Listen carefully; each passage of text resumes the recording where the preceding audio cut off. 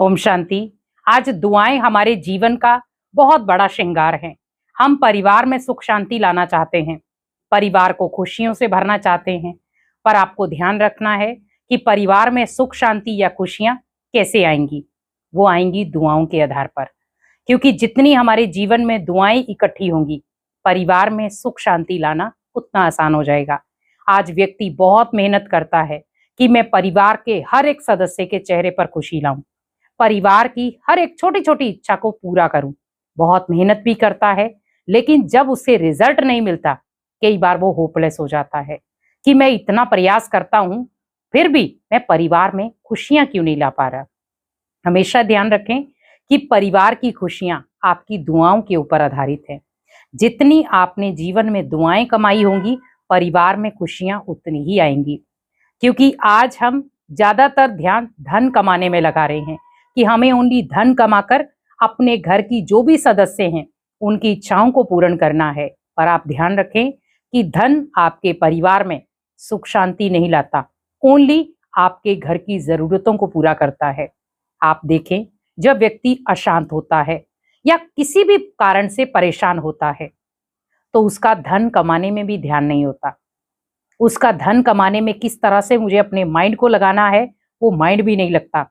पर उसका ध्यान क्या होता है कि मुझे कुछ क्षण के लिए कहीं पीसफुल स्थान पे भेज दो, जहां पर मैं अपनी मन की शांति ले पाऊं।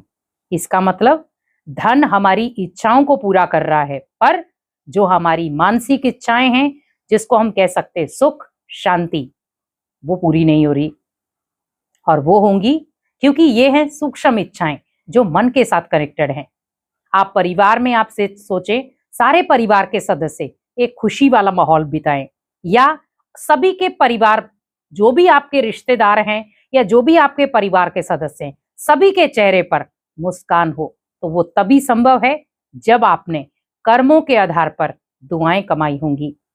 क्योंकि आज हम कर्म ऐसे कर रहे हैं, हमें दुआएं भी पता नहीं चल रही कि हम दुआएं कमा रहे हैं या अपने जीवन की बनी बनाई दुआओं को भी नष्ट कर रहे हैं।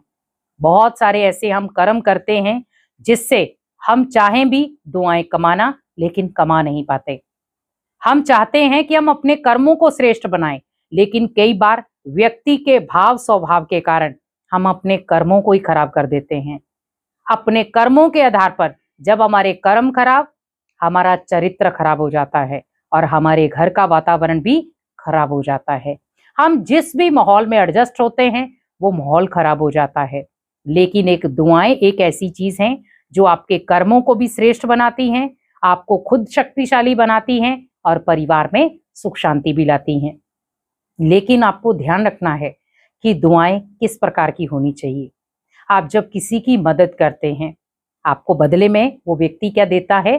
दुआएं देता है। लेकिन मदद आपको बोल करके नहीं करनी है। बहुत सारे ऐसे लोग हैं, पहले से ही प्रचार प्रसार कर देते हैं, फिर जाकर मदद करते हैं। कई बार सामने वाला व्यक्ति इतनी दर्द या पीड़ा में होता है, उसे किसी के साथ ऐसी चीजें करने का, शेयर करने का भी दिल नहीं करता है, लेकिन मजबूरी बस उसे आपके सामने हंसना पड़ता है। आप वहीं देखें, वहां पर हमें दुआएं लाचारी हालत की मिल रही हैं, क्योंकि वो लाचार है आपको दुआएं देने के लिए। लेकिन अगर आपको दुआएं चाहिए तो दुआओं में एक निस्वार्थ प्यार हो। मुझे कमानी है, कोई अगर दे रहा है तो भी ठीक, नहीं दे रहा है तो भी ठीक, मुझे दुआएं मांगनी नहीं है। क्योंकि अगर आप दुआओं को मांग करके लेंगे तो वो आपके जीवन को फलदायक नहीं बनाएंगी, क्योंकि दुआएं बिना मांगे ही आपको फल देती हैं।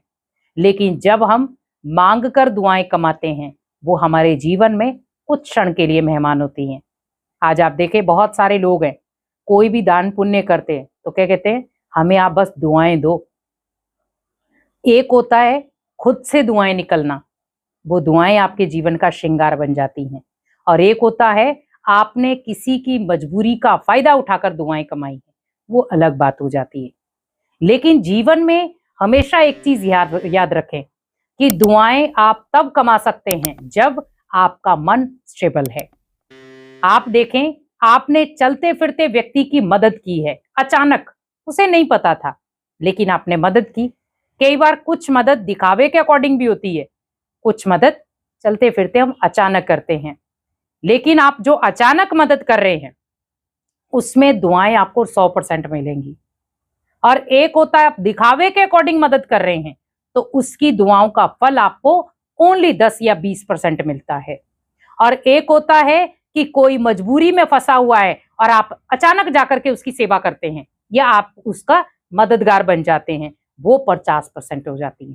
पर आपने जब उस व्यक्ति को टू मच जरूरत थी, वो भगवान को पुकार रहा था, भगवान मेरी मदद के लिए नीचे उतर आओ, भगवान मेरी मदद करो, किसी को तो मेरा सहारा बनाओ, तो भगवान आपको नीचे उतारता है।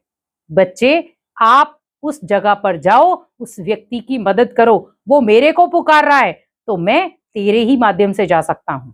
इसका मतलब आप उस समय उस व्यक्ति के क्या बन गए? भगवान, क्योंकि आपने समय रहते उसकी रक्षा की है। अब जब आपने उसकी समय रहते रक्षा की, आपने समय रहते उसकी मदद की और आपको उससे कोई इच्छा नहीं थी, आपने ये भी नहीं बोला, आपने ये भी नहीं मांगा मुझे दुआएं दो, लेकिन हम कहते हैं कि मुझे दुआएं चाहिए। नहीं, आपको अगर इंसान इजीली दुआएं दे रहा है, वही दुआएं फलीभूत होती हैं। आप देखो, जब आप कोई अच्छा कार्य करते हैं, आपने किसी से नहीं बोला मुझे दुआएं चाहिए, लेकिन बदले में वो व्यक्ति आपके सिर पर हाथ फेर कर कहते हैं कि आप हमेशा सफल हो, आपके पास ये चीजें आए। आपने मांगी नहीं है, वो आपके पास उसने इजीली दे दी। हमें दुआएं ऐसे ही कमानी है, क्योंकि दुआएं हमारे जीवन का श्रृंगार हैं, और वो श्रृंगार तभी स्टेबल हो सकता है जब आपके कर्म श्रेष्ठ हों। जब तक आपके कर्म श्रेष्ठ नहीं होंगे, दुआएं भी आप ज्यादा नहीं कमा पाएंगे।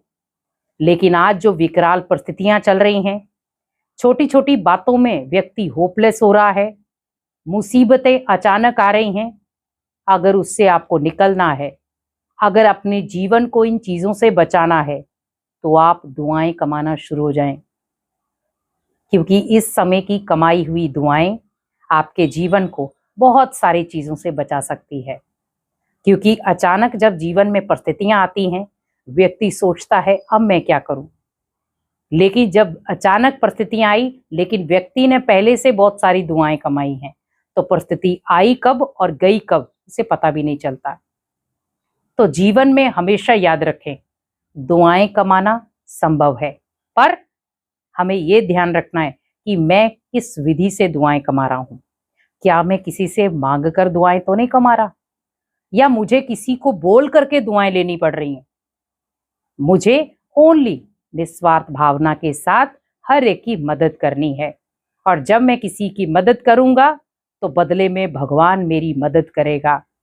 और जब हम अचानक किसी की सहायता करते हैं, तो बदले में भगवान की भी दुआएं हमें मिलती हैं। इसीलिए हमेशा याद रखें कि दुआएं आपके जीवन का वो श्रृंगार है जो हर परिस्थिति में आपकी रक्षा करता है। ओम शांति।